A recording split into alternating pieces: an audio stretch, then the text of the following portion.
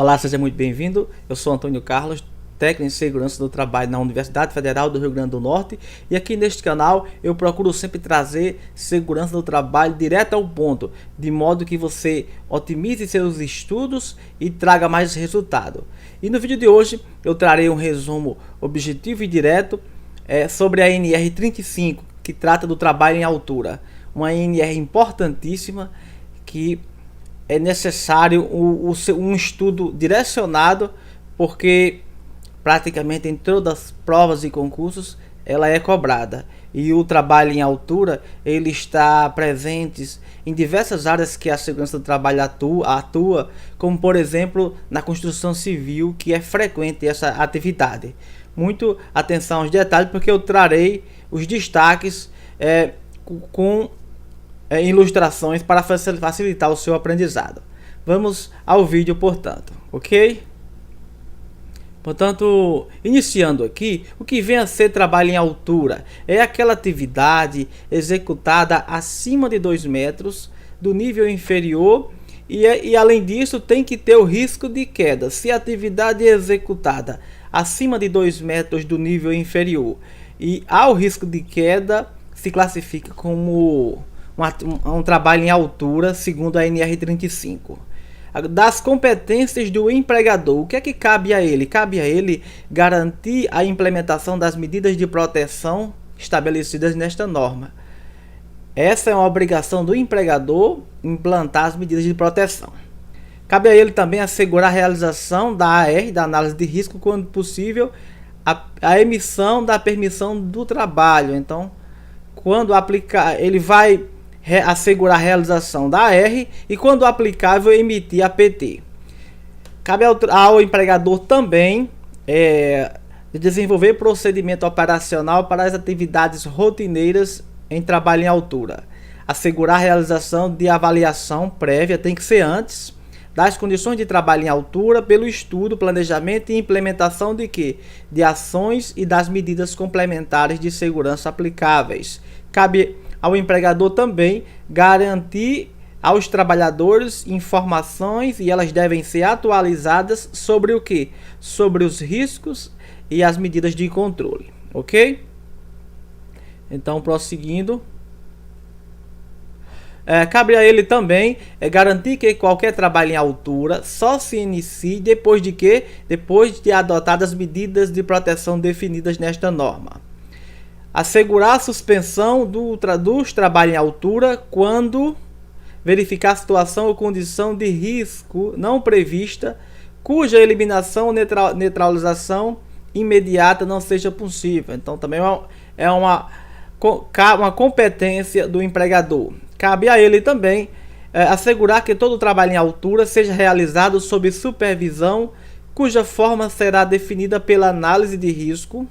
É quem define a forma de acordo com as características da atividade, ok? Agora, das competências dos trabalhadores, cabe a eles cumprir as disposições legais e regulamentares sobre trabalho em altura, inclusive procedimentos expedidos pelo empregador. O empregador ele vai expedir procedimentos e cabe ao trabalhador cumprir esses procedimentos.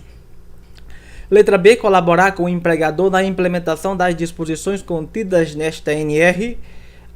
Letra C, zelar pela sua segurança. Então, zelar pela sua segurança é uma competência do empregador, do trabalhador, e saúde de outras pessoas. Também ele tem que zelar pela segurança de outras pessoas que possam ser afetadas por ações ou omissões no trabalho, ok?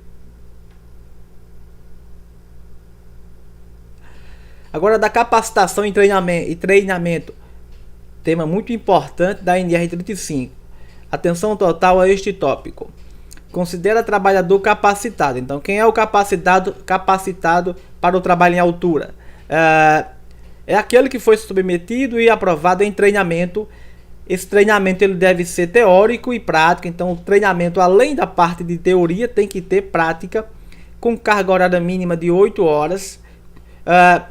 Cujo conteúdo programático deve, no mínimo, incluir o quê? Esse conteúdo sobre a capacitação em trabalho em altura, ele deve incluir, letra A, as normas e regulamentos aplicáveis ao trabalho em altura. A letra B deve incluir análise de risco e condições impeditivas. Letra C, os riscos potenciais inerentes ao trabalho em altura e medidas de prevenção e controle. Deve incluir também essa capacitação, sistemas, equipamentos e procedimentos de proteção coletiva. Também equipamento de proteção individual, EPI em altura, seleção, inspeção e conservação e limitação do uso. Obrigatório também ser incluído no treinamento. Letra F, acidentes típicos em trabalho em altura, ou seja, na capacitação se vai discorrer sobre acidentes que geralmente acontecem no trabalho em altura. Letra G, condutas e situações de emergência, incluindo noções de técnicas de resgate e primeiros socorros, também tem que ser incluído nessa capacitação, ok?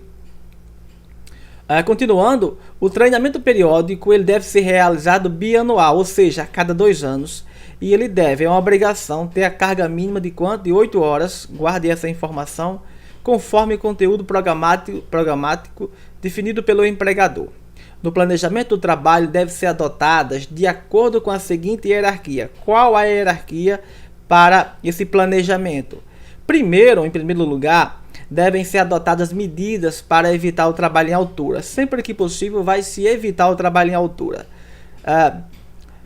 Segundo, então, o segundo passo é medidas que eliminem o risco de queda dos trabalhadores na impossibilidade de execução de trabalho de outra forma. Então, se tem que promover o trabalho em altura, deve eliminar ao máximo os riscos. Item 3. Medidas que diminuam as consequências da queda quando o risco de queda não puder ser eliminado. Se não pode eliminar o risco, então tem que diminuir as consequências da queda. Por exemplo, uma tela de proteção. A análise de risco deve, além dos riscos inerentes ao trabalho em altura, considerar. O que é que a análise de risco deve considerar? O local em que os serviços são executados e seu entorno. O isolamento e sinalização no entorno da área. O estabelecimento de sistemas e pontos de ancoragem. Importantíssimo, tem que ter um ponto de sistema e ponto de ancoragem, que é quem sustenta de fato por exemplo, aquele cabo de aço. As condições meteorológicas adversas tem que ser também considerado na análise de risco. Também o risco de queda de materiais e ferramentas, isso é uma situação frequente, deve ser considerado na análise de risco.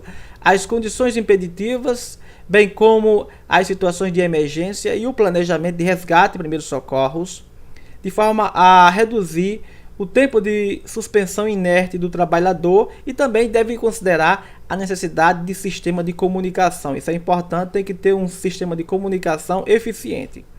É obrigatória a utilização de sistema de proteção contra queda, sempre que não possa possível evitar o trabalho à altura. Ou seja, não foi possível evitar o trabalho em altura, tem que ter um sistema de proteção contra queda, ok? Do glossário da NR35, que vem a ser um absorvedor de energia. É um elemento cuja função é de limitar a força de impacto transmitida ao trabalhador pela dissipação de energia cinética. Fator de queda, esse item é muito cobrado. É a razão, é a diferença entre a distância em que o trabalhador percorreria na queda e o comprimento do equipamento para detê-lo. Digamos que o trabalhador está trabalhando nessa altura e aqui é o piso. Então, se essa distância aqui for de 4 metros, por exemplo, essa distância, estou me referindo a essa distância aqui, essa altura, for 4 metros, né?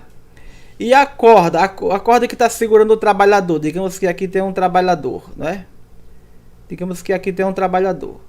E a corda que está o segurando, ela tem 2 metros de altura, vai até aqui a metade. Então aqui é a corda que está o segurando. Então será o que? Será 4, digamos que aqui é 2 metros. 2 metros.